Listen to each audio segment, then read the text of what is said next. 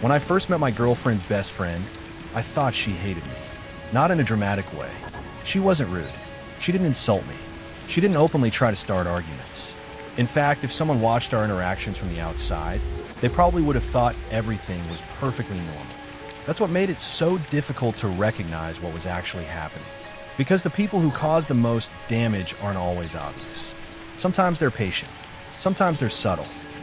Sometimes they spend years quietly pulling strings while everyone else assumes they're harmless. And by the time you realize what's happening, they've already done more damage than you can undo. I met my girlfriend, Ava, when I was 26. We worked in the same office building, though for different companies. She worked for a marketing agency on the 4th floor. I worked for an insurance company on the 2nd. For months, we only knew each other through brief encounters. Passing in the lobby, waiting for elevators, standing in line at the coffee shop downstairs. Eventually, those small interactions turned into conversations. Those conversations turned into lunches. Those lunches turned into dates. Within 6 months, we were officially together. It was the healthiest relationship I'd ever had. Ava was easy to talk to, easy to trust, easy to be around. There were no games, no manipulation, no unnecessary drama. Everything felt simple. And after a few bad relationships, simple felt amazing. About 3 months after we started dating, Ava introduced me to her friends. That's when I met Rachel. Rachel had been Ava's best friend since college. They had known each other for almost 10 years. According to Ava, they had been through everything together. Bad breakups, family problems, career changes, moving cities. Rachel wasn't just a friend. She was practically family. The first time I met her, I immediately noticed something. She smiled. She shook my hand. She welcomed me into the group. But something fell off. I couldn't explain it. It wasn't anything she said. It was more like a feeling, a subtle tension, like someone pretending to be comfortable. At first, I assumed I was imagining things. Meeting a partner's friends can be awkward. Maybe I was nervous. Maybe she was protective of Ava. Maybe I was overthinking it. That explanation lasted about a month. Then the strange comments started. Nothing major. Just little things. One evening, we were all having dinner together. The conversation somehow shifted toward vacations. I mentioned wanting to visit Colorado someday. Rachel immediately laughed. "You'd hate it." I smiled. "What?" She shrugged. "You don't really seem like an outdoors person." The comment wasn't rude. Not really. But it felt strange. Because I spent most weekends hiking. Ava knew that. Rachel knew Ava knew that. The statement wasn't accurate. It was just weird. The conversation moved on. I forgot about it. Then something similar happened a week later. A group of us went out for drinks after work. Someone asked what books we were reading. I mentioned a historical nonfiction book. Rachel laughed again. "You actually read those?" I looked at her.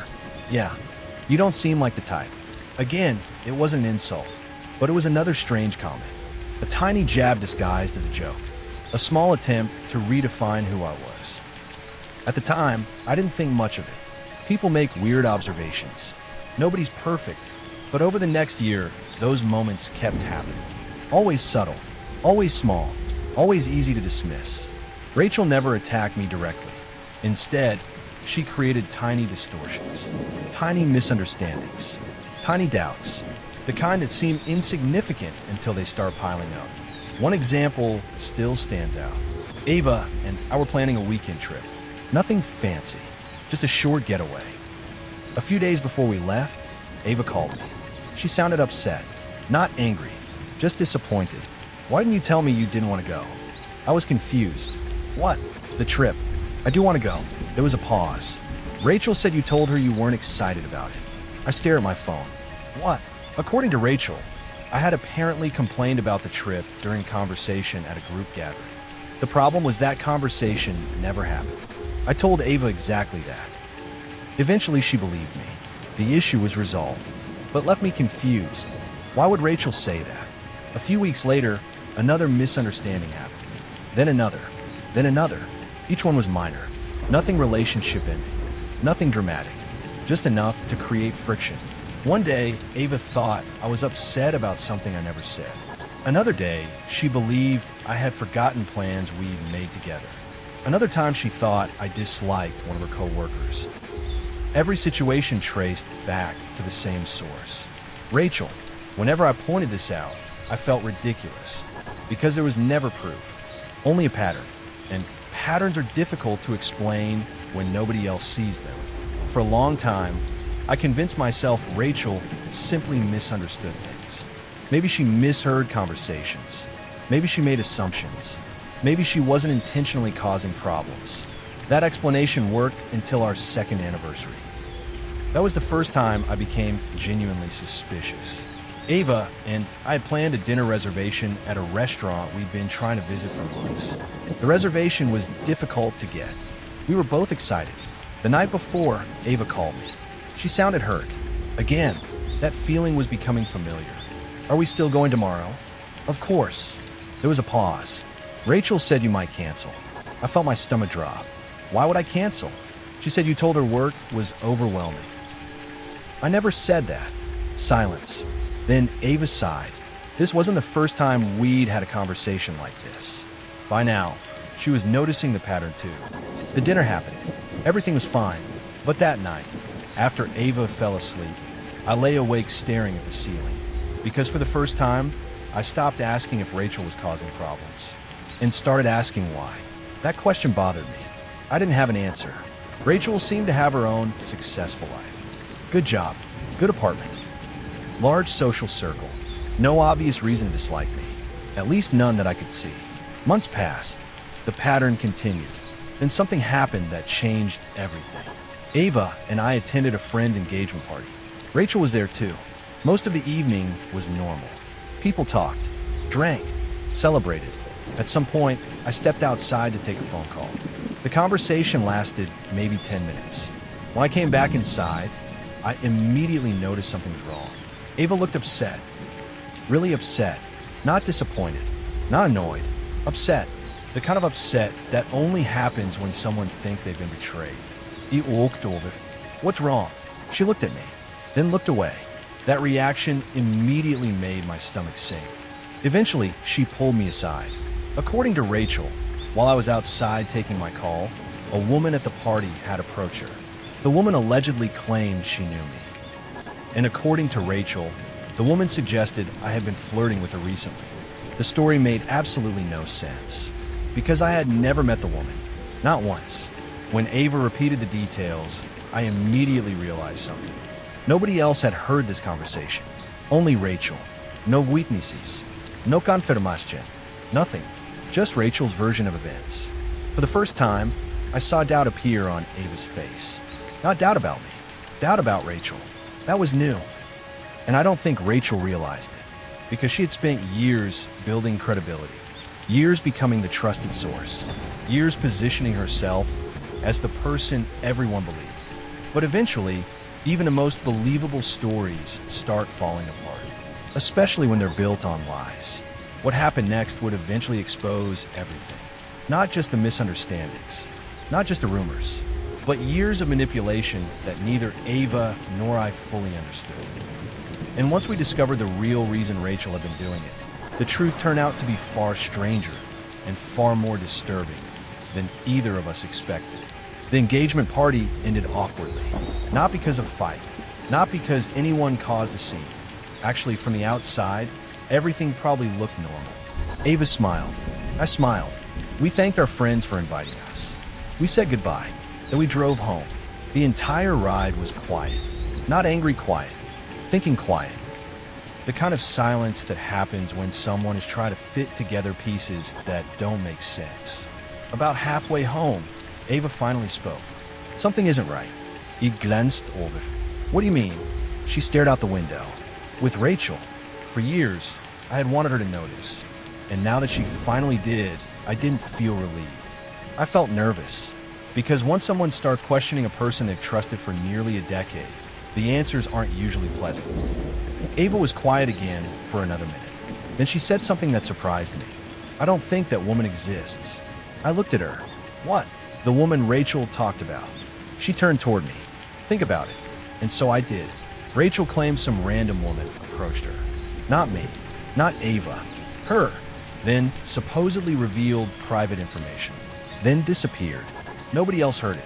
Nobody else saw it. Nobody could identify who the woman was. The entire story existed solely because Rachel said it happened. And suddenly that felt familiar. Very familiar. Because almost every problem we'd ever had followed the same formula. Rachel claimed something happened. Nobody else witnessed it. The information somehow made its way to Ava. Then Ava and I spent days resolving confusion that never should have existed in the first place. For the first time, we weren't looking at individual incidents. We were looking at the pattern. And once we started doing that, things became difficult to ignore.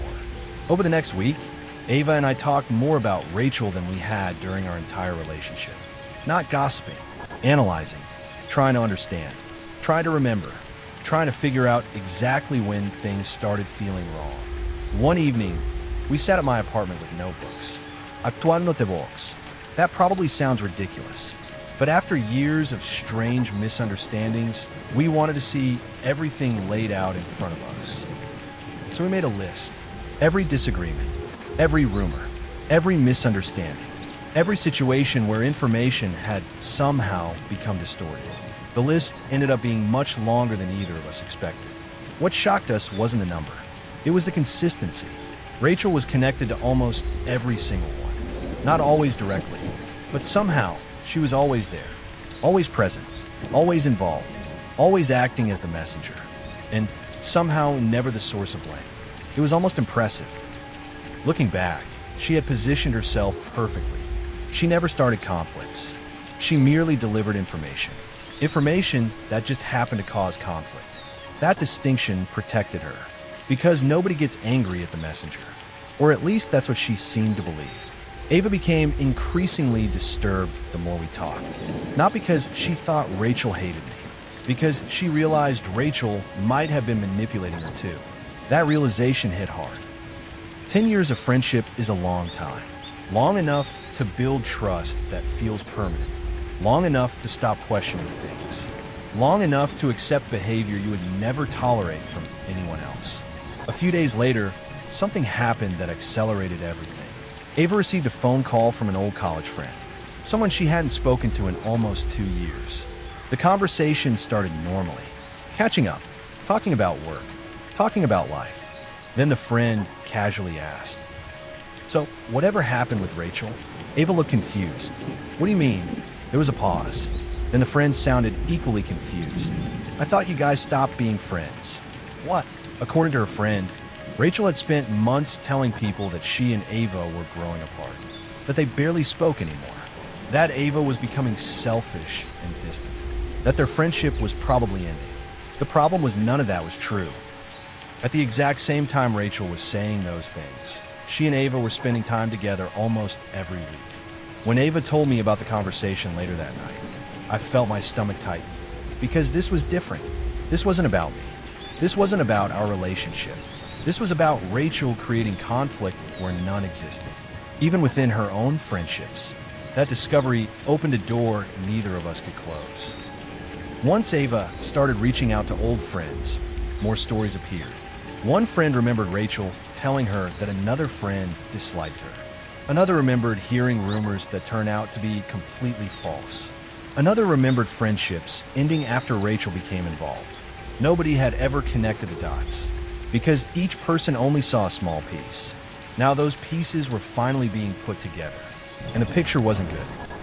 What disturbed me most was that Rachel didn't seem to gain anything obvious from any of it. There was no money involved, no career advantage, no romantic motive, nothing, just confusion, conflict, distance, over and over again. That question stayed with me. Why? Why would someone spend years quietly damaging relationships? The answer arrived completely by accident. About 2 weeks later, Ava received a text message. The sender was Rachel's former roommate from years earlier, a woman named Lauren. Apparently, Lauren had heard through mutual friends that Ava was asking questions. She wanted to talk. At first, Ava wasn't interested, but curiosity won. The three of us met Lauren at a coffee shop. The moment she sat down, I could tell she had been waiting years to tell someone this story. Lauren explained that she lived with Rachel shortly after college. At first, everything seemed normal. Then she began noticing strange things. Rachel constantly monitored people's relationships, not in a healthy way, obsessively. She kept notes, screenshots, messages, information. If two friends had a disagreement, Rachel wanted every detail. If a couple argued, Rachel wanted updates. If someone was having personal problems, Rachel somehow always found out. Lauren initially assumed Rachel was just nosy. Then she discovered something disturbing. Rachel wasn't merely collecting information. She was moving around, taking private comments from one person and sharing them with another, removing context, changing details, altering stories, creating misunderstandings, and then positioning herself as the supportive friend, helping everyone navigate the resulting conflict. I sat there listening in disbelief, because it perfectly explained everything. Rachel wasn't trying to destroy relationships, at least not directly. She was creating situations where people became emotionally dependent on her. Every conflict strengthened her position. Every misunderstanding increased her importance. Every damaged relationship pushed people back toward her. Lauren eventually confronted her years earlier. The friendship ended immediately. Rachel cut all contact, and according to Lauren, she began telling mutual friends that Lauren was unstable, jealous, manipulative. The irony wasn't lost on any of us. After leaving the coffee shop, Ava cried during the drive home. Not because she was angry, because she was grieving. That's the best way I can describe it. She was grieving a friendship she suddenly realized may never have been genuine. And honestly, I understood. Discovering someone lied to you hurts. Discovering someone manipulated you hurts more. But discovering someone built an entire friendship around manipulation, that's something different. That's losing a version of reality you thought was true. For several days, Ava debated what to do. Eventually, she decided to confront Rachel. Not through text, not through phone calls, in person. The meeting happened at Rachel's apartment. I didn't go. Ava wanted to do it alone. Part of me was relieved. Part of me was terrified. The conversation lasted almost 3 hours. When Ava came home, she looked exhausted. I asked what happened. She sat on the couch and stared at the floor for a long time. Then she told me. At first, Rachel denied everything. Every accusation, every story, every rumor. Then Ava started presenting evidence. Specific examples, specific conversations, specific contradictions. Slowly, the denials became explanations. Then the explanations became justifications. And that's when Ava learned the truth. Rachel genuinely believed she was helping people, not unlike the previous stories in this series. That was what made it unsettling. She didn't see herself as manipulative. She saw herself as necessary. According to Rachel, people naturally drift apart. Relationships naturally fail. Friendships naturally end. She believed she was helping people recognize problems faster, exposing truths they weren't willing to see. At least that was how she rationalized it. The reality was much simpler. She liked being needed.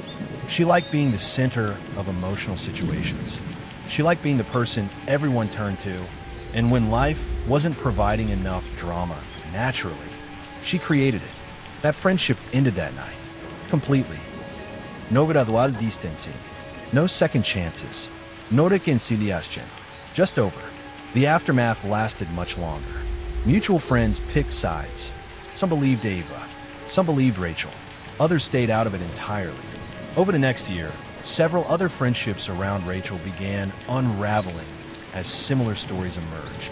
Not everyone experienced the same things, but enough people had similar experiences that the pattern became impossible to ignore.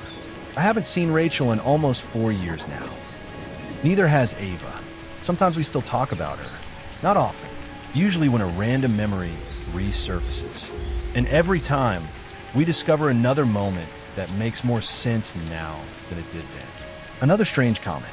Another misunderstanding. Another carefully planted seed of doubt. The scary part isn't that Rachel was some evil mastermind. She wasn't. The scary part is how effective subtle manipulation can be. People expect villains to look dangerous, to act aggressively, to announce themselves. But real manipulation is often much quieter. Sometimes it's a friend. Sometimes it's someone you trust completely. Sometimes it's someone who spends years convincing everyone they're helping while slowly becoming the source of the very problems they're solving. And by the time you realize what's happening, you've already spent years listening to a voice you never should have trusted.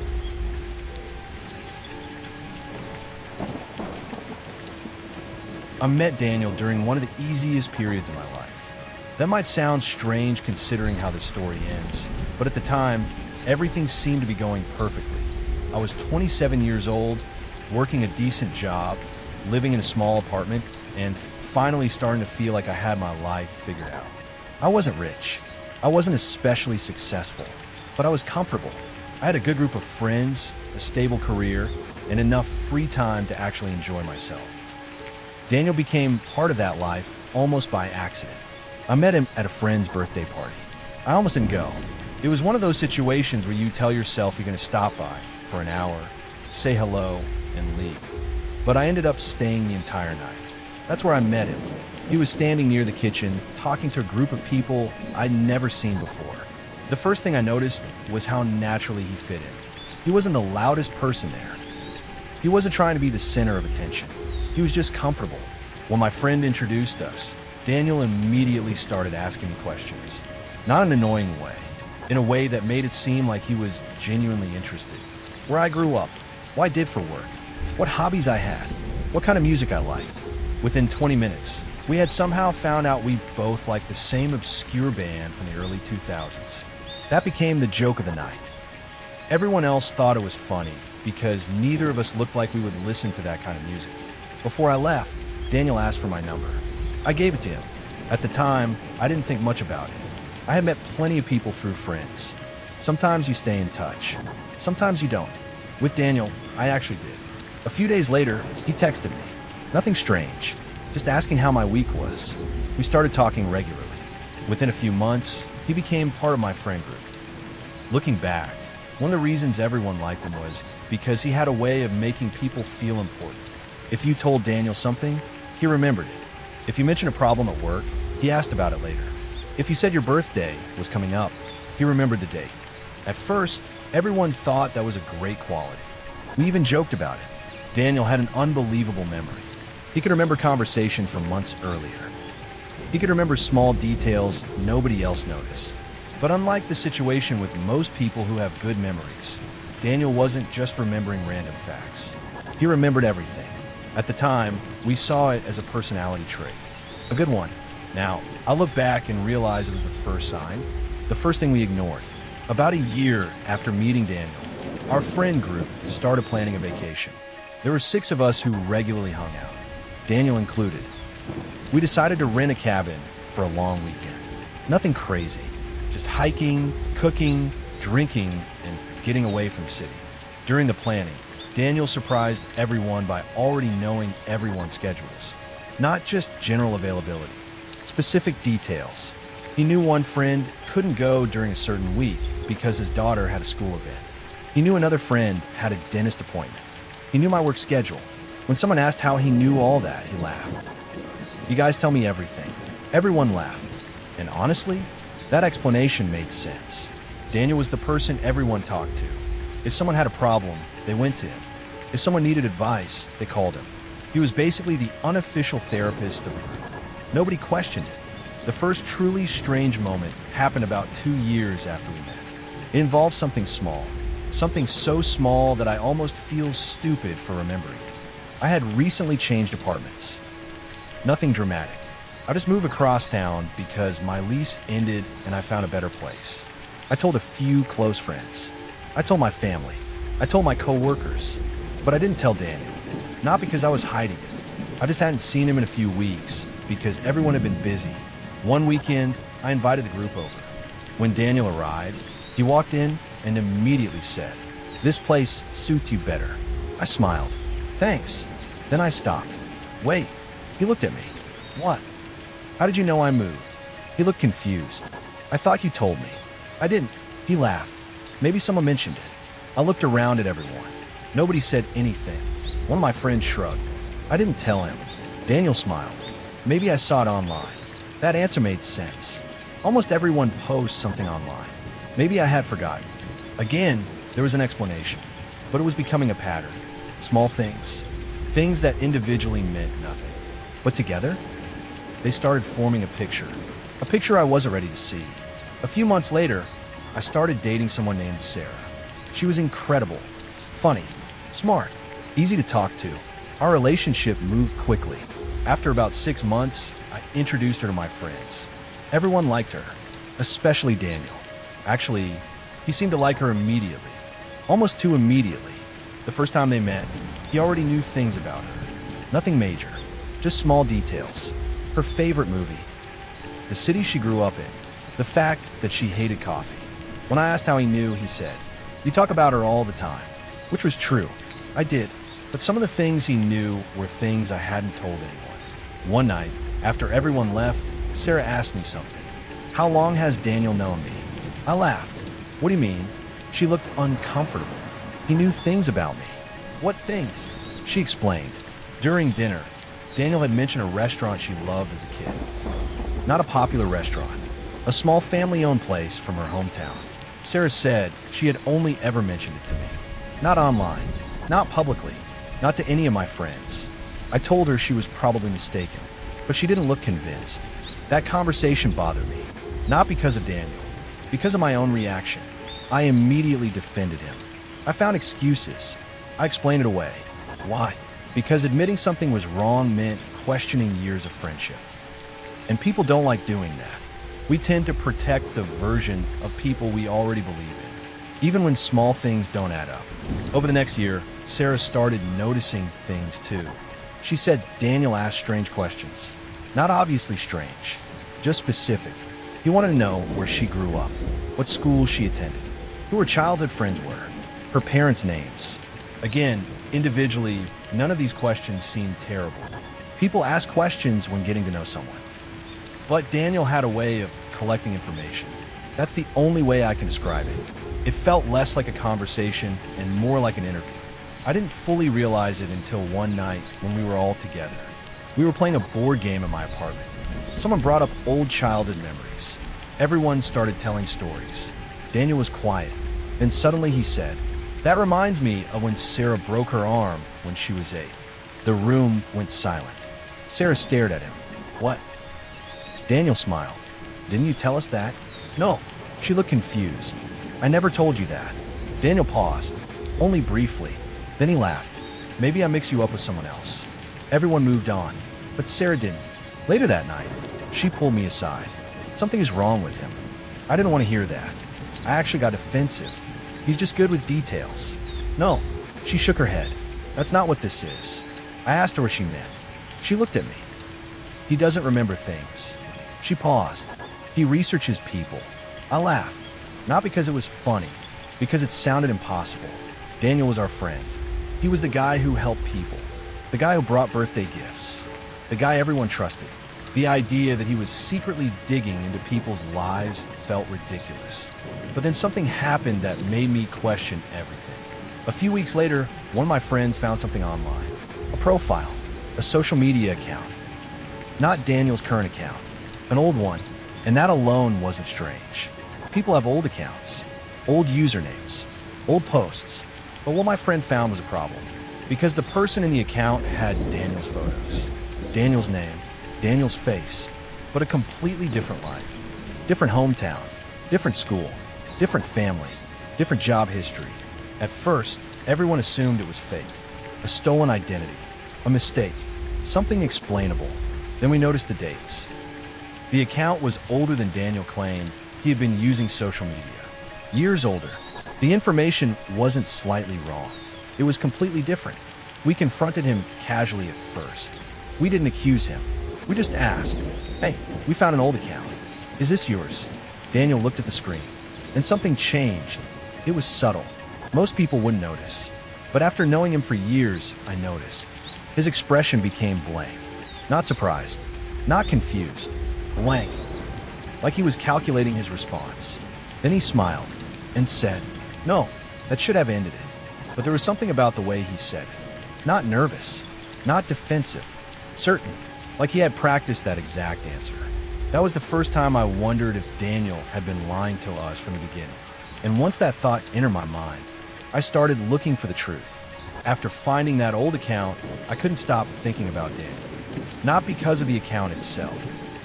People change. People move. People delete old social media profiles. People don't always tell their friends every detail about their past. That wasn't what bothered me. What bothered me was his reaction. I had known Daniel for almost 3 years at that point. I had seen him in countless situations. I had seen him stressed, excited, angry, embarrassed, confused. I knew his normal reactions, and that wasn't one of them. When we showed him that account, he didn't look surprised. He didn't look worried. He looked like someone who had just been reminded of a problem. That feeling stayed with me. For the first time, I started questioning things I had accepted without thinking. The way he knew personal details, the way he asked questions, the way he remembered things nobody else remembered, the way he seemed to know everyone almost immediately. I started wondering if those things were connected. The problem was that I didn't have proof, only a feeling. And feelings are easy to ignore, especially when they involve someone you trust. For about a week, I tried to convince myself to drop it. I told myself I was being unfair. Daniel had never hurt anyone. He had never threatened anyone. He had always been there for people. Maybe he had a complicated past. Maybe he didn't want to talk about it. Everyone has things they don't share. But then Sarah found something, and that changed everything. She was looking through old messages one night. Not because she was searching for anything. She was trying to find a picture someone had sent her. While scrolling, she noticed something strange. A conversation with Daniel. The messages were from months earlier, before she had met him. At the time, she assumed they were from someone else. But after everything that happened, she looked closer. The account was his. Same name, same profile picture. The messages were harmless. That was the disturbing part. They weren't threatening. They weren't inappropriate. They were normal conversations. Daniel asking questions, getting to know her. She stared at the messages for a long time. Then she called me. When I answered, she immediately said, "I need you to come over." I knew from her voice that something was wrong. When I arrived, she showed me the conversation. At first, I didn't understand. "What's wrong?" She pointed at the dates. Look, I looked. The messages were from 4 months before Daniel and I introduced him.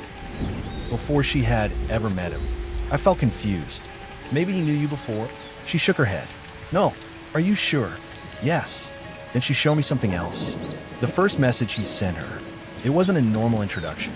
It wasn't, "Hey, I saw you through a friend." It was, "I heard you like hiking. Have you been to the trails near West Ridge?" I stared at the screen, because she did like hiking. But how would he know? Sarah looked at me. How does your friend know these things? I didn't have an answer. That night, we started looking. Not aggressively, not like detectives, just trying to understand. We searched his name, old usernames, archived pages, anything we could find. And the more we found, the worse it got. Daniel wasn't just someone with an unusual past. He seemed to have multiple pasts, different accounts, different locations, different names, different versions of himself. The details were never completely identical, but the pattern was always the same. He would appear somewhere, make friends, become close with people, then disappear. Years later, another person with similar pictures and similar interests would show up somewhere else. At first, we thought maybe someone was copying it, but then we found something that made that impossible. An old forum from nearly 10 years earlier. There was a username that had posted hundreds of times. The account belonged to someone named Dylan. The profile picture was different. The name was different. But the writing style was the same jokes, the same phrases, the same way of talking. And one post caught my attention. Someone had asked Dylan about his hobbies. The answer was almost identical to something Daniel had told me when we first met. Same favorite band, same favorite movies, same childhood story. Only the details were slightly changed. Different city, different school, different family. It was like he kept the same personality, but changed the background. I remember sitting there staring at my laptop, trying to understand what I was seeing, because there was one possibility I didn't want to accept. Daniel wasn't hiding one thing. He was hiding everything. The next day, I decided to talk to him. Not accuse him, not confront him aggressively. Just ask questions. I invited him to get coffee. When he arrived, he smiled like always. Everything good? I nodded. Yeah. We sat down. For a few minutes, we talked normally. Then I asked, "Where did you grow up?" He answered immediately. The same answer he'd given me years earlier. I nodded. "What was your high school called?" He answered. Then I asked, "What was your best friend's name growing up?" He paused, only for a moment, but I noticed. Then he gave an answer, a name I had never heard before. I smiled. Interesting. He looked at me. What? Nothing. We sat there quietly. Then he said, "Is there a reason you're asking?" I looked at him. "Do you ever feel like you don't know someone as well as you think you do?" His expression changed. Again, just slightly, but enough. Everyone has secrets. That's not what I mean. He looked away. For several seconds, neither of us spoke. Then he said something I'll never forget. Sometimes people become who they need to be. I didn't understand what he meant. Or maybe I did. I just didn't want to. I asked him directly about the accounts, about the different names, about the different stories. He didn't deny them. That surprised me. I expected him to get angry. I expected him to leave. Instead, he just looked tired, like he had been carrying something for a long time. He told me that his childhood had been complicated, that he had moved around constantly, that he had learned early in life that people judge you based on where you're from, who your family is, what your history looks like.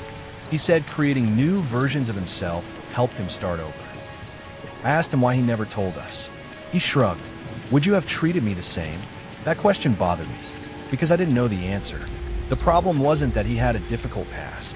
The problem was that he had built friendships with people while hiding the truth. He hadn't just avoided talking about himself.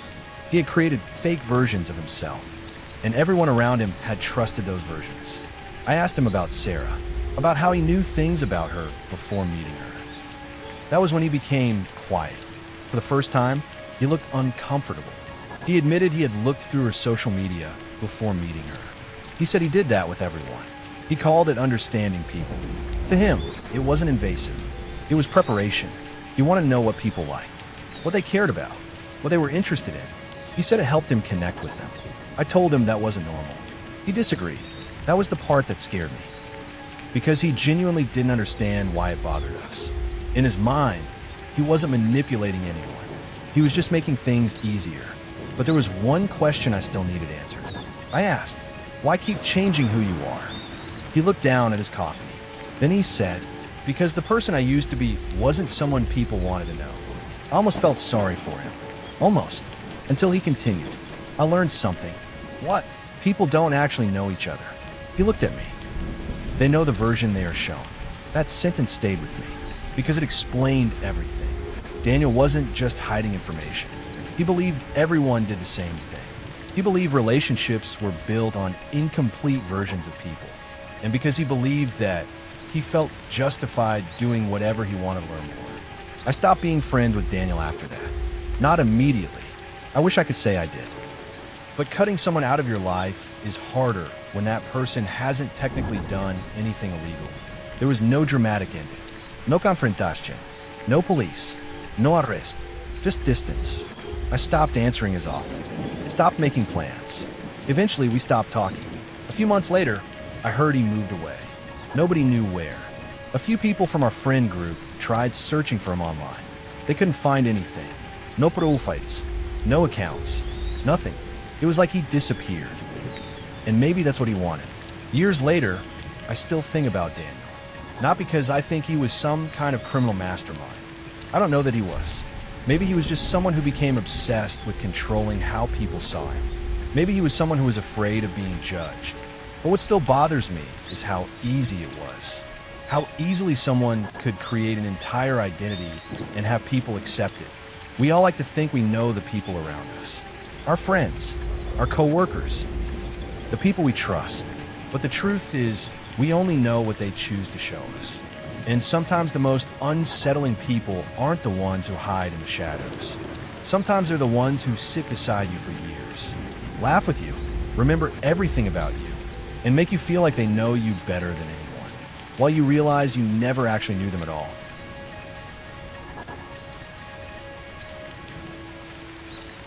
I spent 3 years believing someone was breaking into my apartment. The worst part is that I was wrong. If someone had actually been breaking in, I probably would have figured it out much sooner.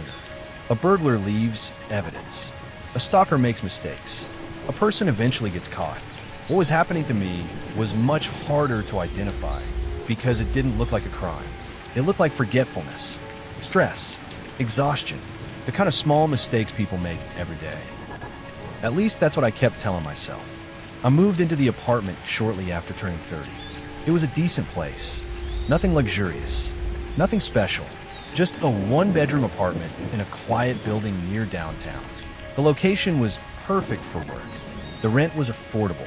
The neighborhood felt safe. For the first year, everything was completely normal. I settled into a routine. Wake up, go to work, come home, watch television, sleep, repeat. My life wasn't particularly exciting, but I liked it that way. Most weekdays were predictable. Most weekends were quiet. I rarely had visitors. I rarely traveled. And because I lived alone, I became very familiar with my environment. That's important. People who live alone notice things. You notice where you leave your keys. You notice where your shoes are. You notice whether a cabinet door is open. You notice because nobody else is there to move anything. Which is why the first incident bothered me. It was something incredibly small. So small that I almost feel stupid mentioning it. One evening I came home from work and found my television remote sitting on the kitchen counter. I distinctly remembered leaving it on the coffee table. I stood there staring at it. Then I laughed. I must have moved it myself. That was the obvious explanation. Maybe I grabbed it while making breakfast. Maybe I was distracted. Maybe I simply forgot. The human memory isn't perfect. Everyone knows that. So I ignored it. A week later, it happened again. This time it was a book. I had been reading a thriller novel before bed. When I woke up, the book was sitting on the dining room table. I remembered placing it on my nightstand. Again, I assumed I was mistaken. People misremember things all the time, especially when they're tired. I work long hours. I wasn't sleeping particularly well. There were plenty of explanations. Months passed. The incidents continued. Always small, always meaningless. A mug in a different cabinet. A blanket folded differently. A chair slightly out of place. Nothing valuable was missing. Nothing was damaged. Nothing suggested a break-in. Just tiny inconsistencies. Tiny moments that made me stop and think. Eventually, I stopped mentioning them to people. Because every time I did, the response was identical. You probably forgot. And honestly, that response made sense. If someone told me the same story, I would probably say the exact same thing. I wanted to believe it. I really did. The problem was that the incidents became more frequent and more specific. One night, I came home and found a framed photograph facing the wrong direction. Another time, I discovered a kitchen drawer partially open. Then there was the incident with the coffee cups. That one stayed with me. I own 4 identical coffee mugs. I always kept them arranged the same way. Not because I was obsessive, just because that's where they fit. One morning, I opened a cabinet and noticed they had been rearranged. Again, not dramatically, just enough for me to notice. That was when I started keeping mental notes. Nothing formal, just observations, trying to determine whether I was actually forgetting things, or whether something else was happening. For nearly a year, I never found an answer. Then I met Olivia. Looking back, she entered the story at exactly the right moment, or maybe the wrong moment, depending on how you look at it. Olivia worked at a bookstore near my apartment. We started talking after I became a regular customer. Eventually, we started dating. The relationship moved quickly. Within 6 months, she practically lived at my place. Not officially, but she spent most nights there. At first, I was thrilled. Then something unexpected happened. The strange incidents continued. Only now, there were 2 people noticing them. One evening, Olivia walked into the living room and asked, "Did you move this?" She was pointing at a lamp. I looked up. What? The lamp. I frowned. What about it? It was facing the couch yesterday. Now it was angled slightly toward the hallway. I stared at it, then laughed. Maybe one of us bumped it. She nodded. That seemed reasonable. A few days later, she noticed something else. Then something else. Then something else. For the first time, I had confirmation. I wasn't imagining everything. Someone else was noticing the same inconsistencies. That should have made me feel better. Instead, it terrified me, because now there were only 2 possibilities. Either both of us were forgetting things, or something genuinely strange was happening. Olivia became convinced someone was entering the apartment. I wasn't ready to believe that. The building required key access. The doors automatically locked. The windows stayed shut.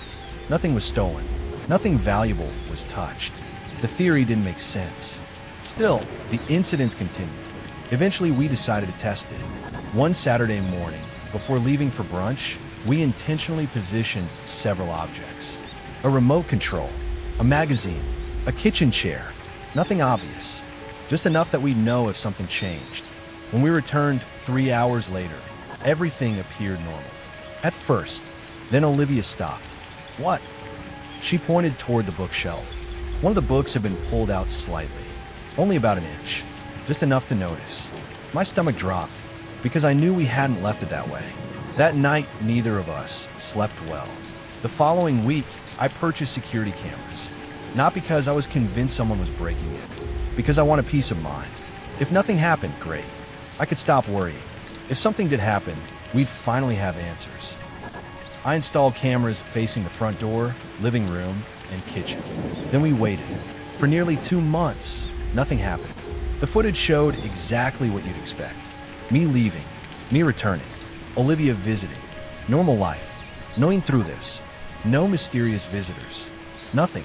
I started feeling embarrassed. Maybe everyone was right. Maybe I really was forgetful. Maybe stress had turned ordinary mistakes into paranoia. Then came the Tuesday night that changed everything. I was working late. Olivia was visiting her sister. The apartment was empty. Around midnight, my phone received a motion notification from one of the cameras. I opened the app immediately. At first, I didn't understand what I was seeing. The living room was empty. The kitchen was empty. Everything looked normal.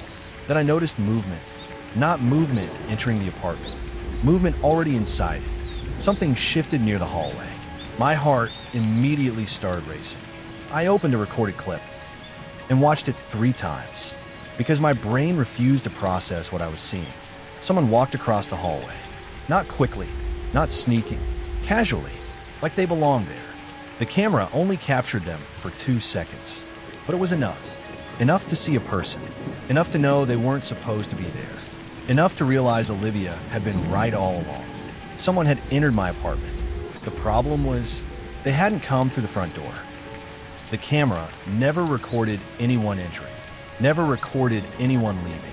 According to the footage, the person simply appeared inside the apartment. And when I zoomed in on the image, I noticed something that made the situation infinitely worse. Because I recognized the jacket they were wearing. I'd seen that jacket before, many times. It belonged to someone who lived in the building. Someone I spoke to almost every day. Someone who had access to places residents didn't. Someone who knew exactly when I was home, and exactly when I wasn't. I watched the clip at least 20 times before leaving work. Every replay made my stomach tighten a little more. The footage wasn't crystal clear. The person only appeared for a moment, but the jacket was unmistakable. Dark blue, reflective strip across the shoulders, small embroidered logo on the chest. I knew exactly who wore it. Martin, the building superintendent. For nearly 3 years, Martin had been one of the most familiar people in my daily life. He wasn't a close friend.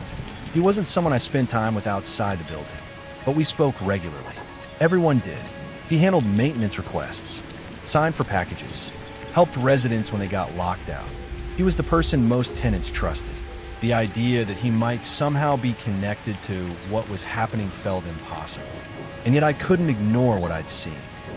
The drive home felt longer than usual. I kept replaying possibilities in my head. Maybe it wasn't Martin.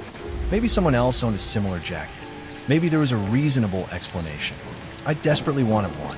When I arrived, Olivia was already waiting outside my apartment. I had called her immediately after seeing the footage, without saying much, just enough to let her know something had happened. The moment she saw my face, she knew it was serious. "Show me." I opened a recording. She watched silently, then watched it again, then looked at me. "That's him." I nodded. Neither of us needed to say his name. We were thinking the same thing.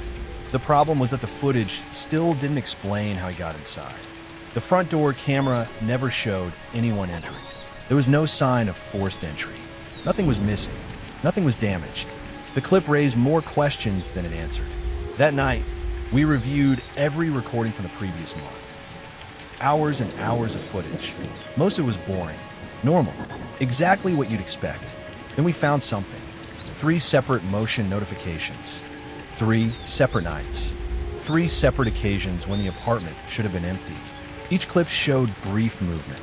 Not enough to identify a face. Not enough to understand what the person was doing. Just enough to confirm that someone had been inside. And every single time, they seemed to come from the hallway near my bedroom. Not from the front door. Not from the windows. The hallway. That detail bothered me, because there was nothing unusual about the hallway. No hidden entrances. No closets. No extra doors. At least none that I knew about. The next morning, I called in sick. I told work I had a family emergency. Then I spent the entire day inspecting the apartment. Every wall, every cabinet, every closet, looking for something that didn't make sense. For hours, I found nothing. Then I reached the utility closet. It was a narrow space near the bathroom. Water heater, electrical panel, cleaning supplies. Nothing interesting, or so I thought. While moving a shelf, I noticed scratches on the floor. Fresh scratches, like something heavy had been dragged repeatedly. I moved everything out. Then I noticed the back wall. A section of drywall looked slightly different. Not enough to attract attention normally, but enough once I was looking for it. My pulse started increasing. I pressed against it. Nothing. Then I examined the edges. One corner shifted slightly. I froze and pushed harder. The panel moved. Just a little, but it moved. For several seconds, I simply stood there staring at it, trying to process what I was seeing, because hidden behind the utility closet wall was a door. Not a normal door, a narrow maintenance access panel. The kind residents aren't supposed to know exists. The kind used for plumbing and electrical systems. The kind that connected multiple units. I felt cold. Really cold. Because suddenly everything started making sense. The missing items. The moved objects. The camera footage. The lack of forced entry. Someone wasn't breaking into my apartment. Someone already had access. I called Olivia immediately. Then I called the police. By the time officers arrived, I had managed to open the panel completely. Behind it was a narrow service corridor. Vorderkokrit. Pipes. Electrical conduits. Dust. The corridor extended beyond my apartment in both directions, connecting sections of the building most residents never saw. One officer shined a flashlight down the passage, then stopped. What's that? I looked. There were footprints. Fresh footprints. Dozens of them. The police searched the corridor. What they found made me feel sick. Not because it was violent. Not because it was dangerous. Because it was personal. About 30 feet from my apartment was a small maintenance area. Inside were folding chairs, a cooler, food wrappers, a portable lampe, and a notebook. Someone had been spending time there. A lot of time. The notebook was worse. Far worse. Most pages contained observations. Dates. Times. Apartment numbers. Resident schedules. Who left for work. Who came home late. Who had visitors. Who lived alone. My hands were shaking while the officers flipped through it. The entries stretched back years. Years. Entire sections were dedicated to different tenants, different apartments, different routines. Then they found my section. And suddenly, every strange incident from the last 3 years became horrifyingly clear. The notes described everything. The remote control, the books, the coffee mugs, the lamp, the photographs, every item that had moved, every change I'd noticed, every moment I had questioned my own memory. It was all documented, as if someone had been conducting an experiment. One officer quietly asked, "Do you know who Martin is?" I looked at him. What? The officer exchanged a glance with his partner, then explained something I didn't know. Martin wasn't actually the building superintendent. Not originally. He had been an assistant maintenance worker years earlier. The actual superintendent retired. Martin took over. Most residents never questioned it. Why would they? He seemed qualified, reliable, trustworthy. But during the investigation, management discovered inconsistencies in his employment records. Small inconsistencies. then larger ones. The deeper they looked, the stranger things became. According to official records, Martin had worked at several residential buildings over the previous 20 years, always in maintenance roles, always positions that granted access to tenants' homes. And in multiple buildings, residents had reported unusual incidents, moved objects, missing items that later reappeared, unexplained entries, nothing substantial enough to prove a crime, just patterns eerily similar to mine. The investigation lasted months. During that time, I learned details I wish I never knew. Martin wasn't stealing. He wasn't installing cameras. He wasn't committing the kinds of crimes people immediately imagined. What he appeared to enjoy was observation, control, the ability to enter someone's private space without their knowledge, the ability to make tiny changes and watch the results. The notebook revealed that he often referred to it as testing awareness. That phrase still bothers me. Testing awareness, as though the people living their lives inside those apartments were participants in some experiment they never agreed to join. The moved objects weren't random. They were deliberate.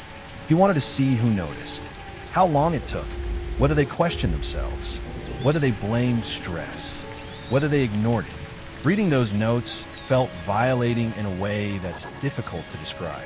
Because he wasn't merely entering apartments. He was studying people, learning their habits, learning how predictable they were, learning how much doubt he could create with the smallest possible action. Eventually, enough evidence accumulated for charges related to unlawful entry and other offenses. I won't get into all the legal details. What mattered to me was that it was finally over, or at least it should have been. The strange thing is that the hardest part came afterward. Not during the investigation, not during the discovery, afterward. For months, I couldn't relax in my own apartment. I'd sit on the couch and wonder whether someone was watching. I'd wake up at night and check doors.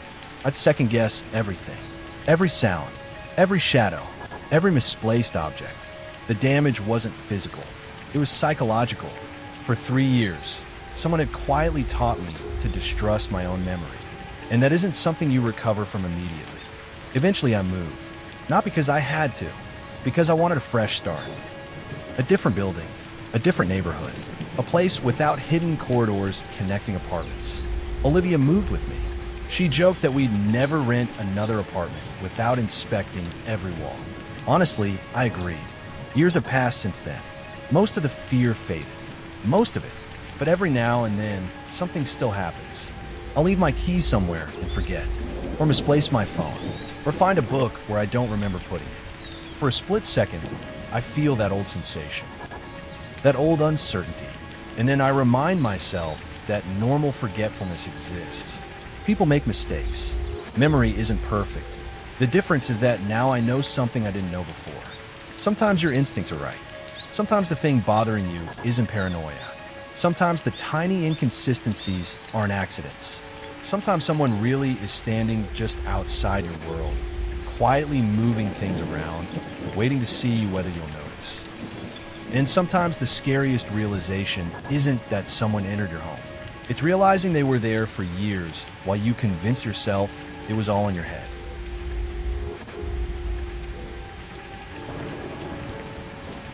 I worked in accounting for a regional logistics company for a little over 4 years.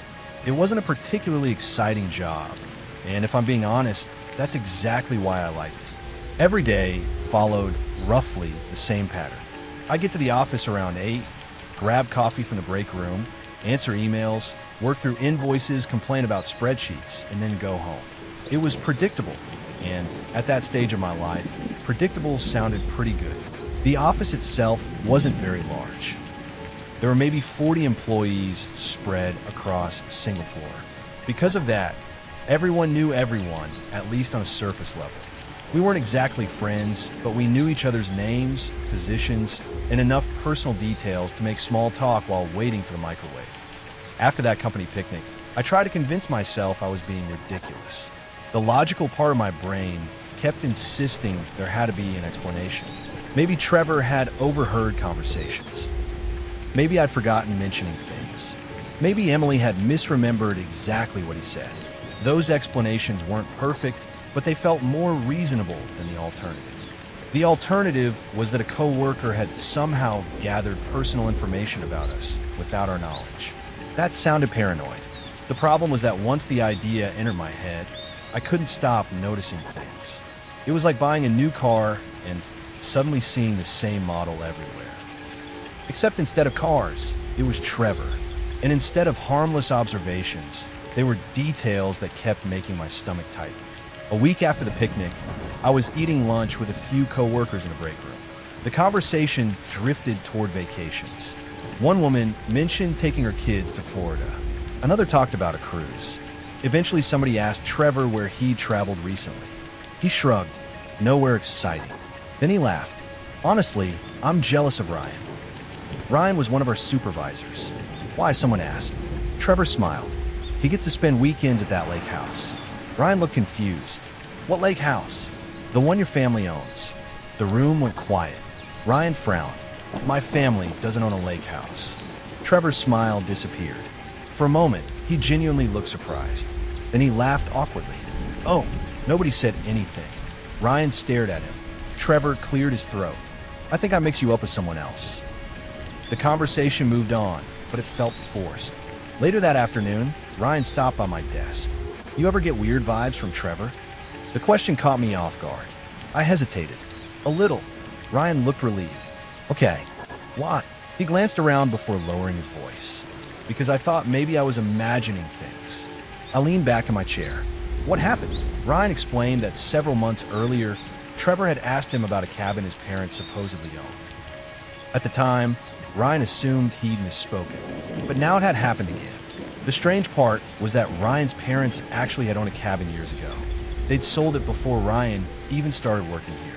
Very few people knew about it. Certainly nobody at work. I felt an uncomfortable chill. It wasn't proof of anything, but it was another strange detail. Another coincidence. Another thing that didn't quite fit. For the next month, I paid more attention. Not obsessively, just enough to see if there really was something unusual happening. What I noticed disturbed me. Trevor asked far more questions than anyone else. Not obvious questions, subtle ones.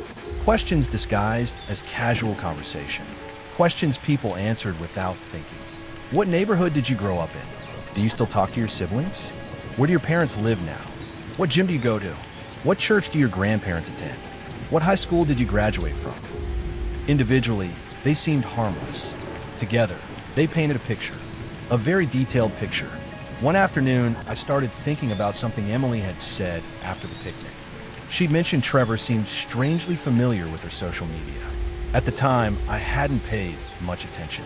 Most people look at social media. That wasn't unusual. But now I was curious. That evening, I opened Facebook and searched for Trevor. Nothing. No profile. I tried Instagram. Nothing. LinkedIn. Nothing.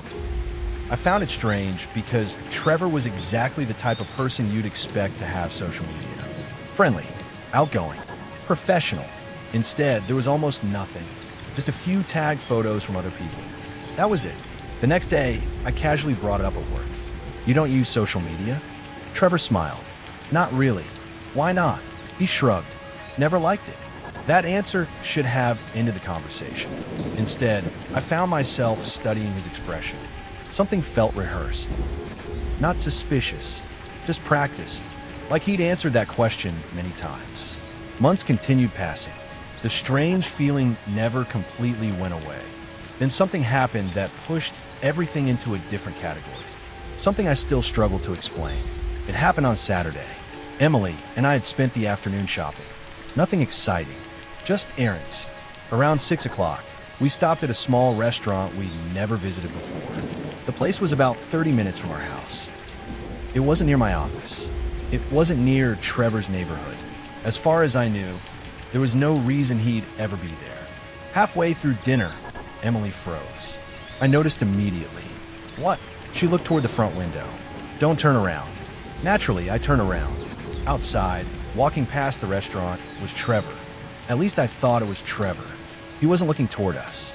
He wasn't doing anything strange. He simply walked by. The entire sighting lasted maybe 3 seconds. While I looked back at Emily, she looked uncomfortable. That was weird. I nodded.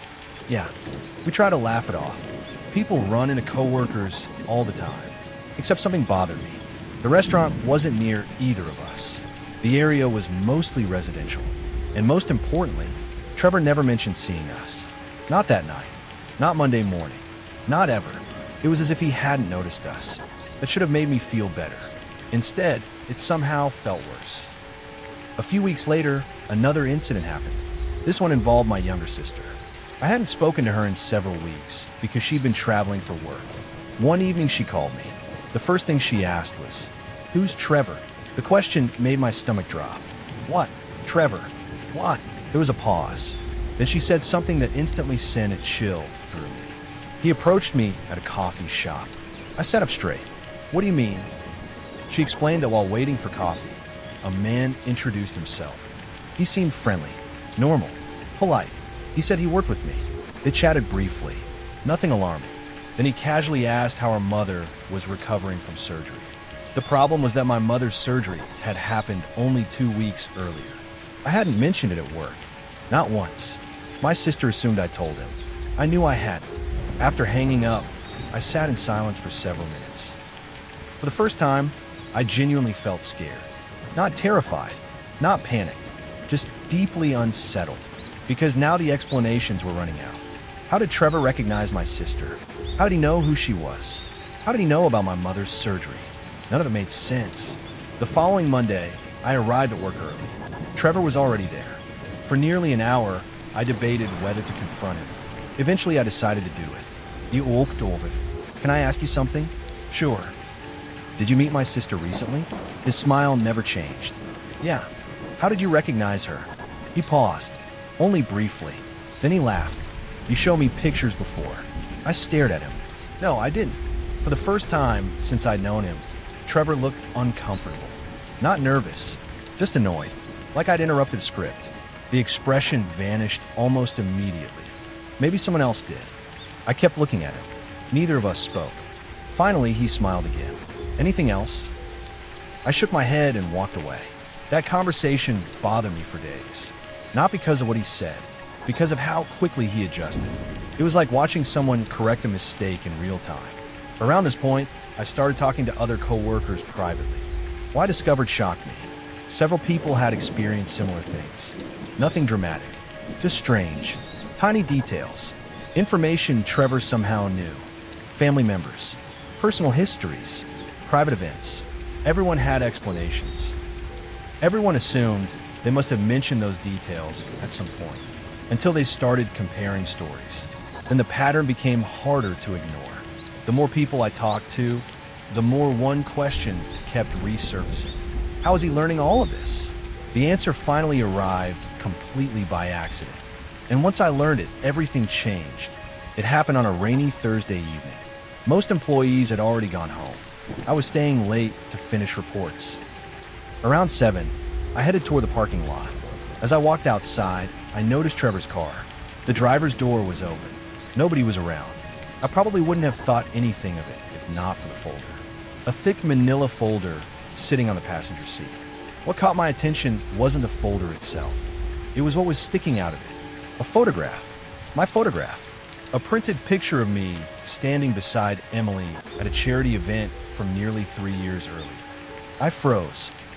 At first, I thought there had to be some explanation. Maybe it was for a company project. Maybe it was something innocent. Then I looked closer. Behind that photograph were dozens more. Not just me. Co-workers. Family members. People from the office. My heart started pounding. I looked around the parking lot. Still empty. For several seconds, I simply stood there. Then I made a decision. One I probably shouldn't have made. I stepped closer. Just close enough to see inside the folder. What I saw made my blood run cold. Every photograph had notes written beside it. Names, addresses, relationships, family connections, employment histories. There were pages of information. Detailed information. Organized information. Information that had clearly taken years to gather. And it wasn't just me. It was everyone. Co-workers, managers, receptionists, entire families. The realization hit me all at once. Trevor wasn't simply remembering conversations. He'd been collecting information. Systematically, obsessively, for years. I backed away from the vehicle. My hand was shaking. My first instinct was to call the police. My second instinct was to confront him. Instead, I did neither, because another realization suddenly hit me. A realization even more disturbing than the folder itself. If Trevor had spent years gathering information on everyone around him, then there was a very real possibility that none of us actually knew who Trevor was. And something told me that if I started digging into his life, I wasn't going to like what I found. About 2 years into my time there, a new employee joined the company. His name was Trevor. At least, that's what everyone called him. Trevor worked in operations, which meant our departments interacted fairly often. Whenever invoices needed approval or shipping discrepancies needed clarification, we'd end up exchanging emails or walking over to each other's desks. The first thing people noticed about Trevor was how easy he was to get along with. Some people are naturally good at conversation. They can walk into a room full of strangers and somehow leave 30 minutes later with everyone's life story. Trevor was one of those people. Within weeks, he seemed to know everyone, not just their names, their hobbies, their kids' names, where they grew up, what sports teams they followed, what restaurants they liked. People trusted him quickly. I trusted him too. The strange thing is that if you asked me why, I probably couldn't have given you a good answer. He was just likable. That sounds ridiculous now, but it's true. If Trevor sat next to you during lunch, you'd leave feeling like you'd known him for years. The first few months were completely normal. Nothing unusual happened. Nothing suspicious. Looking back, that's probably why it worked. If someone acts strange immediately, your instincts kick in. But Trevor didn't. He was normal, friendly, helpful, reliable, the kind of coworker you'd be happy to have. One afternoon, about 6 months after he started, I was standing near the coffee machine waiting for it to finish brewing when Trevor walked into the break room. "Morning," he said. "It's 2 in the afternoon. Still morning in my heart." I laughed. He poured himself coffee and leaned against the counter. "How was your weekend?" "Not bad." I told him about a fishing trip I'd taken with my younger brother. Nothing special. Just a small lake about 40 minutes outside the city. The conversation lasted maybe 3 minutes before we both went back to work. That interaction wouldn't mean anything at the time. In fact, I completely forgot about it. Until later. A lot later. Because that was how it always started. Little conversations. Tiny details. Things you don't think twice about. A few weeks after that, I was sitting at my desk when Trevor stopped by. He looked unusually excited. "You catch anything at Lake Franklin?" I looked up. "What?" "The fishing trip." I frowned. "How do you know it was Lake Franklin?" He shrugged casually. "I think you mentioned it." I sat there for a second. Maybe I had. Honestly, I couldn't remember. It wasn't impossible. People forget what they say all the time. I brushed it off. The conversation continued. Nothing felt strange. At least not yet. Over the next year, Trevor became one of the most popular employees in the office. Management loved him. Coworkers loved him. Clients loved him. Even people who normally disliked, everyone seemed to like Trevor. The guy had some kind of superpower. When new employees joined, he was always the first person introducing himself. When someone had a birthday, he remembered. When someone mentioned a sick family member, he remembered. When someone talked about vacation plans 6 months earlier, he remembered. At first, everyone thought it was impressive. Then people started joking about it. We'd laugh about Trevor having an impossible memory. "Don't tell him your social security number," one coworker joked during lunch. "He'll remember it forever." Everyone laughed. Trevor laughed too. The weird thing is that after a while, I started noticing that his memory wasn't just good. It was specific, almost unnaturally specific. One Friday afternoon, I walked into the break room and found Trevor sitting alone. We started talking. The conversation shifted toward television shows. At one point, he mentioned an old sitcom I used to watch growing up. I told him that my grandmother loved that show. Without missing a beat, he said, "Your grandmother in Ohio, right?" I froze. Only for a second, but I definitely froze. "Yeah." He nodded. "I thought so." Then he continued talking as if nothing unusual had happened. I smiled and went along with it. Inside, though, something felt off. Not because he knew I had a grandmother. Everyone has grandparents. but I couldn't remember ever mentioning where she lived. Certainly not to him. Later that night, I tried to think back through previous conversations. Maybe I had told him. Maybe it came up during lunch. Maybe another coworker mentioned it. There were dozens of reasonable explanations. And yet, I couldn't shake the feeling. The feeling only lasted a few minutes before I convinced myself I was overthinking things. Life moved on. Months passed. The weird moments continued. Tiny things. Always tiny things. Never enough to raise real alarm. Just enough to make me pause. One day, he asked how my dog was recovering after surgery. The problem was that I never told anyone at work about the surgery. At least I didn't think I had. Another time, he referenced a restaurant my girlfriend and I visited on our anniversary. Again, maybe I'd mentioned it. Maybe. Eventually, I stopped questioning it. That's what happens when odd behavior is spread out over a long enough period of time. You normalize it. You adapt. Your brain finds explanations. That's exactly what happened to me. Then came a company picnic, and that's when things started changing. Every summer, our company rented a pavilion at a local park.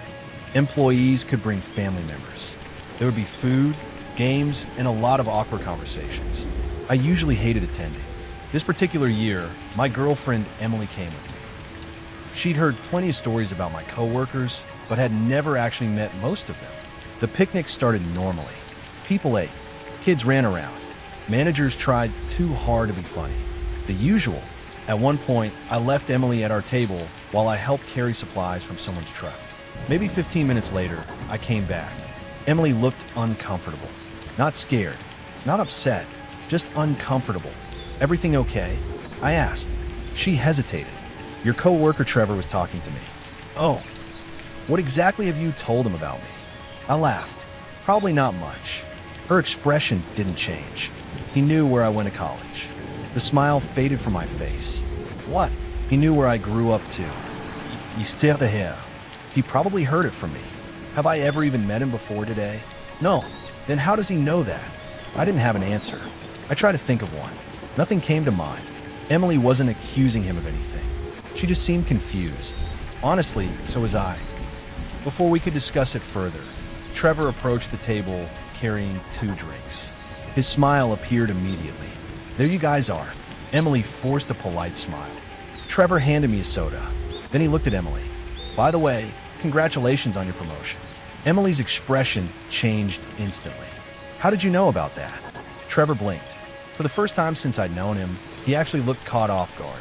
Only for a fraction of a second. Then he smiled. Oh, I thought he told everyone. He pointed at me. I stared back. I hadn't told anyone. Not a single person. Emily's promotion had happened 3 days earlier. The only people who knew were her family and a handful of close friends. Trevor laughed awkwardly. Maybe I heard it somewhere. The conversation quickly moved on, but the damage had already been done. That night, Emily brought it up again, and again, and again. The more we discussed it, the stranger it felt. How did Trevor know? Not just about the promotion. Everything. The college. Her hometown. Other details she remembered him mentioning. None of it made sense. I wanted a reasonable explanation. I really did, but I couldn't find one. For the first time since meeting him, I started looking at Trevor differently. Not as a friend, not as a coworker, as a question. A question I suddenly couldn't answer. And once that question entered my mind, I began noticing things I should have noticed years earlier. Things that suddenly didn't seem normal at all. Things that made me realize Trevor might know a lot more about me than I ever realized. And the worst part was that I was beginning to suspect those details weren't coming from harmless office conversations. They were coming from somewhere else entirely.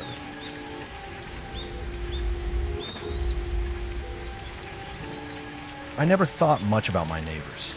That probably sounds strange, because most people spend years living next to someone without really knowing them.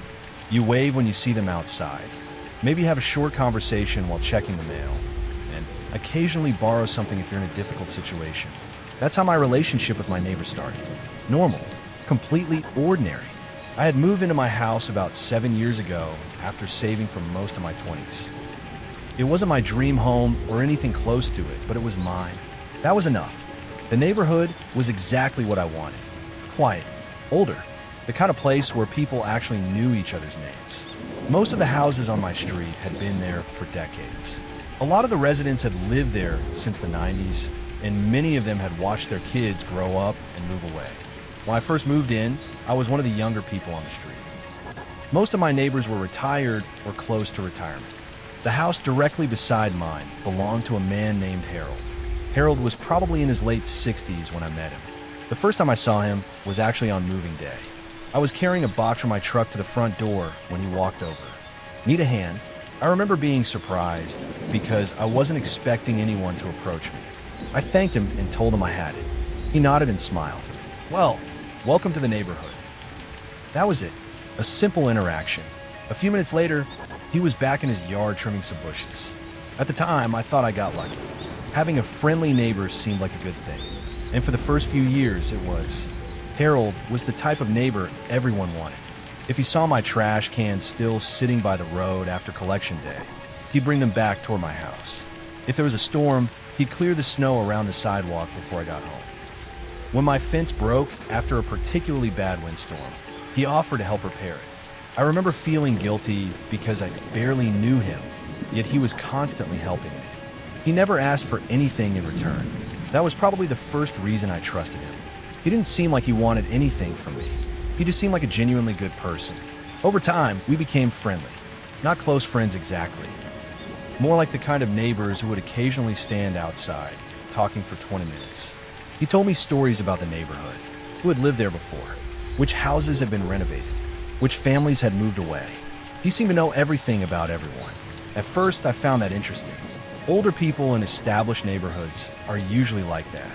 They've been around long enough to remember things nobody else does. Harold would say things like, "The people who owned your house before you had 2 kids," or "The previous owner planted those trees when his daughter was born." Small details, nothing unusual. In fact, I liked hearing those stories. It made the neighborhood feel like it had history. But after a few years, I started noticing something. Harold didn't just know things about the neighborhood. He knew things about me. At first, it was harmless, almost impressive. I remember coming home from work one afternoon and finding him outside. Long day. I laughed. Yeah, actually, he looked at my car. "Busy week too, huh?" I smiled. "How could you tell?" He shrugged. "Just seemed like you've been leaving earlier than usual." I didn't think much about it. He lived right next door. Of course he'd notice when I left.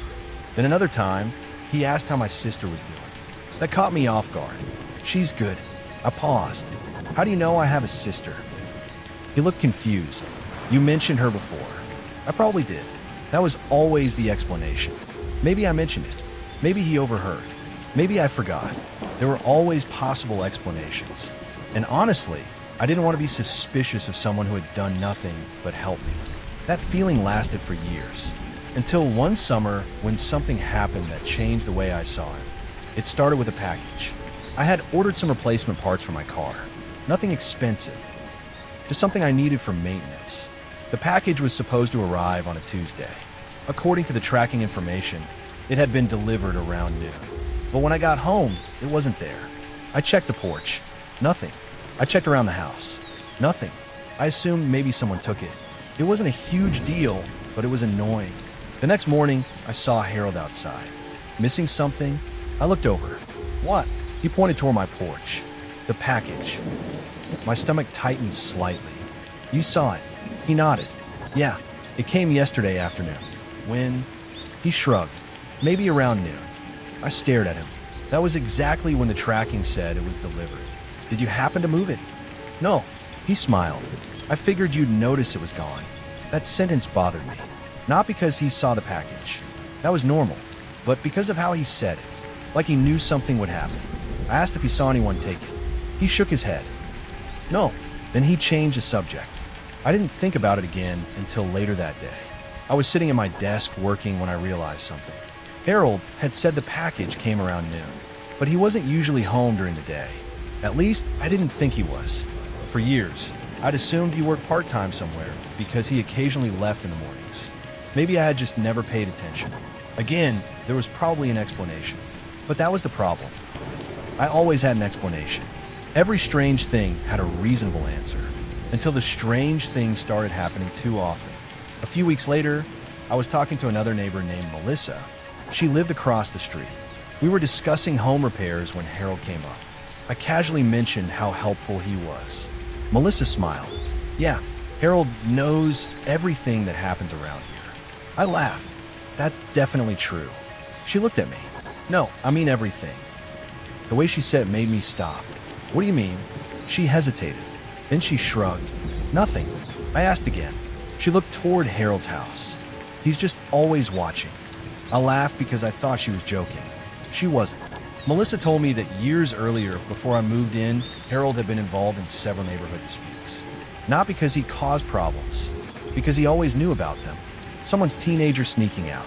Someone's argument with their spouse. Someone leaving town. Someone getting a new job. Nobody understood how he knew so much. People joked that Harold spent all day looking out his windows. I didn't think much about it until that night. I was getting ready for bed when I noticed something. A light coming from Harold's house, specifically one of the upstairs windows. The strange part was that the window faced directly toward my backyard. I stood there for a moment looking at it. Then I laughed at myself. I was becoming paranoid. A neighbor having a light on wasn't suspicious. A person looking out a window wasn't suspicious. I went to bed. The next morning, I found something strange. My backyard gate was open. I knew I had closed it. I always closed it. I have a dog, and I never leave the gate open. At first, I thought maybe I forgot, but then I noticed something else. There were footprints in the dirt near the fence. Not mine, not my dog's. Someone had walked through my backyard. I called my neighbor, not Harold. Another neighbor who lived a few houses away. He came over to look. Probably kids. I nodded. Maybe. But then he pointed toward the fence. That's weird. What? He looked closer. These are fresh. I looked at the footprints. What does that mean? He didn't answer immediately. Then he said, someone was back here recently. That night, I checked my backyard camera. I had installed it years earlier because I had a dog that liked escaping.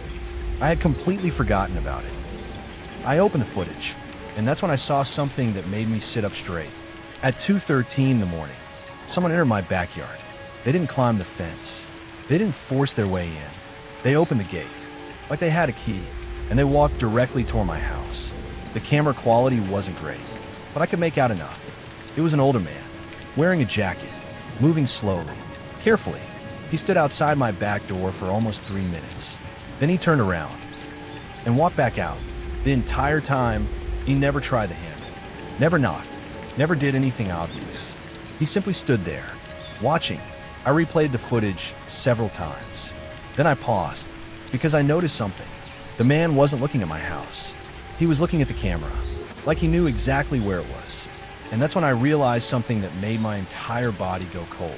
The person standing in my backyard wasn't a stranger. I knew exactly who it was. I stared at the paused image on my computer screen for what felt like hours.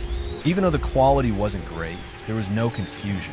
The person standing in my backyard at 2:13 in the morning was Harold, my neighbor, the same man who had helped me repair my fence, the same man who had brought my trash cans back from the street, the same man who had smiled and waved at me almost every day for 7 years.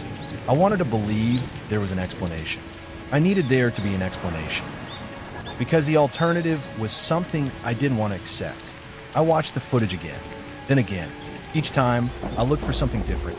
Maybe he was checking something. Maybe he thought someone had broken into my yard. Maybe he was trying to help. But every possible explanation fell apart. He hadn't acted concerned. He hadn't searched the yard. He hadn't called me. He had walked through my gate, approached my back door, stood there silently, and then left. That wasn't helping. That wasn't normal. The next morning, I didn't confront him. Looking back, I don't know if that was the right decision. Part of me wanted answers, but another part of me was scared. Not because I thought Harold was going to attack me. He never gave me that impression. The problem was that I had no idea what his intentions were. And uncertainty is sometimes worse than knowing. I decided to do something simple. I started paying attention. For the next few days, I watched. Not in an obsessive way, just enough to see if anything else happened. I noticed things I had ignored for years. Harold was always outside. Not constantly, but often. He would sit on his porch in the mornings, work in the garden during the afternoon. sit in his garage with the door open in the evening. At first, I had always thought he was just an older man who enjoyed being outside. But now I wondered, how much of that time was actually spent watching? The thought made me uncomfortable. A few days later, I had my answer. I was leaving for work when I noticed Harold standing by his mailbox. He waved. Normally, I would have waved back and kept going. This time, I stopped. Morning. Morning. He smiled. Busy day. I looked at him. Probably. He nodded. Big meeting today? I froze. What? He looked confused. Your work meeting. I stared at him. I hadn't told him about any meeting. I hadn't even mentioned work recently. How did you know I had a meeting? He laughed. You mentioned it the other day. I hadn't. I knew I hadn't. But again, there was that familiar pattern. The same explanation. The same confidence. Like he knew I would question him. I didn't say anything. I just left. That was the first time I started feeling genuinely uncomfortable around him. Before that, I was suspicious. Now I was aware. There is a difference. Suspicion is wondering if something is wrong. Awareness is realizing something is wrong and trying to understand how bad it is. Over the next few weeks, I quietly collected information. I checked my security footage more often. I looked at old recordings. I searched for anything unusual, and I found things. Not a lot, but enough. Harold appeared on my camera more times than I expected. Sometimes he was walking past my house. Sometimes he was standing near the sidewalk. Sometimes he was simply looking toward my property. None of those things alone would mean anything. Neighbors look at each other's houses. People walk by. People are curious. But there was a pattern. Almost every time he appeared, it was when I wasn't home. That bothered me. I started looking through old footage. Months earlier, then years. Eventually, I found something that made me sit back from my desk. A recording from 3 years before. It showed Harold entering my backyard. The problem was, I never knew about it. He had gone into my yard, walked around for several minutes, and then left. I watched the footage repeatedly. I felt sick, because suddenly I started remembering other moments. Things I had ignored. The time he knew I had replaced my kitchen window before I told anyone. The time he knew my sister was visiting before she arrived. The time he knew my dog was sick even though I hadn't mentioned it. He wasn't guessing. He was watching. I decided I needed to know more. The problem was that asking Harold directly didn't feel like a good idea. Instead, I talked to Melissa again, the neighbor across the street. I asked her what she meant when she said Harold was always watching. She became quiet. Then she invited me inside. How long have you noticed it? I hesitated. Notice what? She looked at me. Don't play dumb. That caught me off guard. Apparently, I wasn't the first person to become uncomfortable. Melissa told me that years earlier, another neighbor had accused Harold of going through their mail. Nothing was stolen. Nothing was damaged. But they noticed letters had been moved. At the time, everyone dismissed it. Harold was a respected member of the neighborhood. Nobody wanted to believe he would do something like that. Then Melissa told me something else. There used to be a neighborhood watch. Okay, Harold started it. I nodded. That seems normal. It was. She paused. Until it wasn't. The neighborhood watch started after a few break-ins nearby. Everyone thought Harold was being helpful. He organized meetings, collected phone numbers, kept track of suspicious activity. People trusted him because he seemed responsible. Then, according to Melissa, people started noticing something strange. Harold wasn't just keeping track of criminals. He was keeping track of everyone. He had lists, schedules, notes, information about people's routines. At first, people thought it was part of the neighborhood watch. Then they realized he continued doing it even after the group stopped meeting. I felt a knot forming in my stomach. Why didn't anyone say anything? Melissa shrugged. Because nobody wanted to accuse an old man who brought cookies to every house on the street. That sentence stuck with me. Because it was true. Harold didn't act like a threat. He acted like the nicest person in the neighborhood. And that made everything worse. A few days later, I made a decision. I was going to look inside his house. I know how that sounds. I know it wasn't legal. I know it wasn't the right thing to do.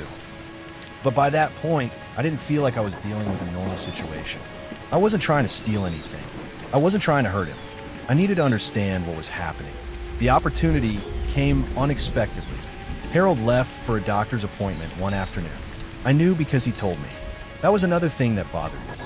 He always told people where he was going, almost like he wanted everyone to know when he wouldn't be home. I waited until he left.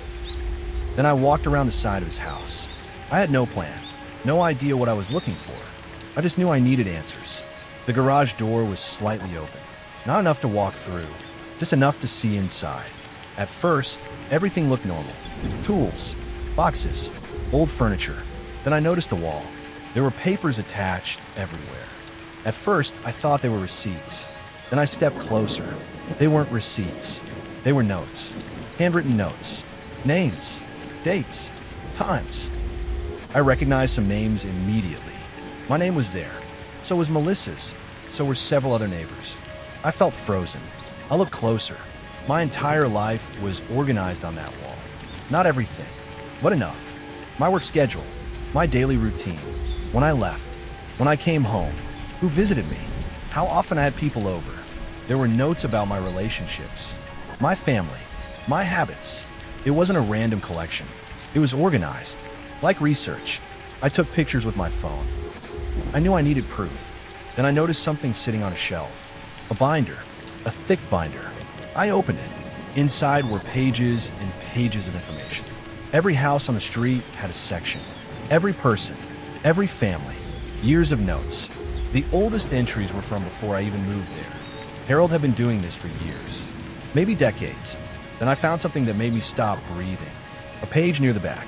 My name, the date I moved in, the day I first met him, the first conversation we had, written down, word for word, or at least as close as he remembered. I flipped through the pages faster.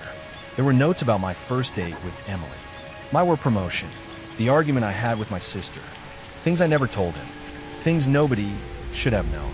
Then I heard something, a noise outside, a car door closing. My entire body went cold. Harold was home. I quickly put the binder back where I found it.